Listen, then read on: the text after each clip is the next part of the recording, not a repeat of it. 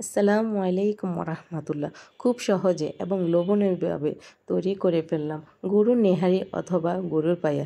আমি এই রেসিপিটা আমার মা চাচিদের মতো করে শেয়ার করলাম। আশা করি আপনাদের ভালো লাগবে। এখানে আমি গরুর পায়া নিয়েছি কয়েক পিস। তো খুব সুন্দর করে আমি ক্লিন করে নিয়েছি।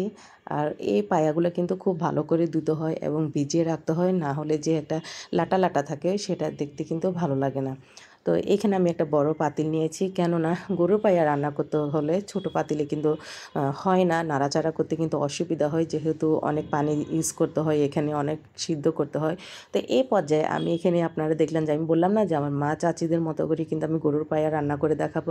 তো আমি এই গরুর পায়া নিয়েছি, সাথে আমি 1 গ্লাস পরিমাণ পানি নিয়েছি, দিয়ে দিয়েছি রসুন কুচি, দিয়ে দিলাম পরিমাণ মতো পেঁয়াজ কুচি। আর পেঁয়াজ কুচিটা কিন্তু অবশ্যই আমাদের একটু বেশি দিতে হবে। আদা রসুন বাটা দিয়ে দিলাম, জিরা ধনিয়া বাটা দিয়ে দিলাম এই পর্যায়ে। তো এগুলো দেওয়ার পর এখন আমি এগুলোকে এ পর্যায়ে দিয়ে দিলাম তেজপাতা। তেজপাতা দেওয়ার পর দারচিনি, এলাচি আর লং একসাথে দিয়ে দিলাম। দিয়ে দিচ্ছি আমি মরিচের গুঁড়া এখানে। তারপরে আমি দিয়ে দেবো হলুদের গুঁড়া। আমি কিন্তু ওগুলো সব একসাথে দিয়ে দিব, যেহেতু আমি আমার মা চাচিরা দেখতাম যে তারা এভাবে কিন্তু গরুর পায়া রান্না করতো। আগে কিন্তু সমস্ত উপকরণগুলো দিয়ে তারপর কিন্তু খুব ভালো করে তারা কষিয়ে নিত। পরিমাণ মতো দিয়ে দিলাম লবণ। আর এই পর্যায়ে আমি ছোট্ট একটা কথা বলবো সবাইকে, আমার প্রিয় আপু এবং ভাইয়ারা যারা যারা আমার ভিডিওটা এখনও পর্যন্ত দেখতেছেন, সবাইকে ছোট্ট একটা রিকোয়েস্ট করব, প্লিজ শুরুতে একটা লাইক দিয়ে ভিডিওটা কন্টিনিউ করবেন। এখন আমি এই পায়াগুলোকে খুব সুন্দর করে কিন্তু নেড়ে চেড়ে দেবো। তো আমার কিন্তু মোটামুটি নাড়াচাড়া শেষ। আর খুব ভালো করে কিন্তু নাড়তে হবে। আর এগুলো নাড়তে কিন্তু একটু অসুবিধা হয়, যেহেতু অনেক বড় বড় হয়। আর এই নেহেরি বলেন আর গরুর পায়া বলেন, আপনারা যে যেটা বলেন না কেন, ছোট বড় আমরা সকলে কিন্তু পছন্দ করি। গ্রামে সবাই দেখতাম একটা প্লেট নিত, আর প্লেটের মধ্যে কিন্তু একটা একটা করে পায়া নিয়ে সবাই বসতো, খেতে খুবই পছন্দ করতো। তো এই পর্যায়ে আমার বাচ্চাও কিন্তু অনেক পছন্দ করে গরুর পায়া। সো এই পর্যায়ে আমি দিয়ে দিলাম এখানে সরিষার তেল। সরিষার তেলটা দিয়ে এখন আমি আবার ভালো করে কিন্তু নেড়ে চেড়ে দেবো। খুব সুন্দর করে নাড়াচাড়া করে দিতে হবে, যেহেতু আমি মশলাগুলোকে দিয়ে দিচ্ছি, আর মশলাগুলো যাতে সমস্ত পায়ার সাথে একটু মিশে যায় সেজন্য। তো এখন আমার নাড়াচাড়া শেষ মোটামুটি। এখন আমি একটা ঢাকনা দিয়ে এটাকে সুন্দর করে ঢেকে দেবো। আর মিনিমাম আমি 10 মিনিট এটাকে আমি কষিয়ে নেব, কেননা গরু পায়া এটা কিন্তু অবশ্যই কিন্তু আমাদের ভালো করে কষাতে হবে। তো আমার 10 মিনিট হয়ে গেছে, এখন আমি ঢাকনা উল্টিয়ে দেখলাম, দেখুন মাশাল্লাহ খুব সুন্দর করে কিন্তু কষানো হচ্ছে। তার মানে এটা না পায়াটা কিন্তু হয়ে গেছে, না, পায়াটা হতে কিন্তু সময় লাগে। আসলে আমরা অনেকেই জানি, আমরা যেহেতু রাঁধুনি, তো রাঁধুনিরা কিন্তু মোটামুটি গরুর পায়ে কিন্তু অনেকে রান্না করতে পারেন। সো আমি আমার মা চাচিরা কীভাবে রান্না করি সেটাই কিন্তু আমি ছোট্ট করে শেয়ার করলাম।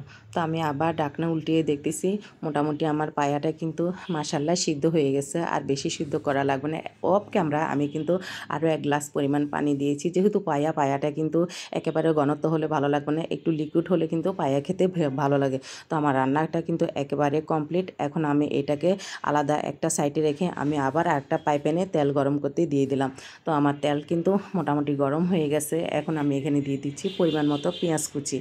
আসলে একটা কথা বলি, পায়া জিনিসটা কিন্তু বেশি সময় লাগে না, যদি আমরা একটু আদা রসুনটা যদি একটু বাড়িয়ে দিই তাহলে কিন্তু এটা খুব দ্রুত সিদ্ধ হয়ে যায়।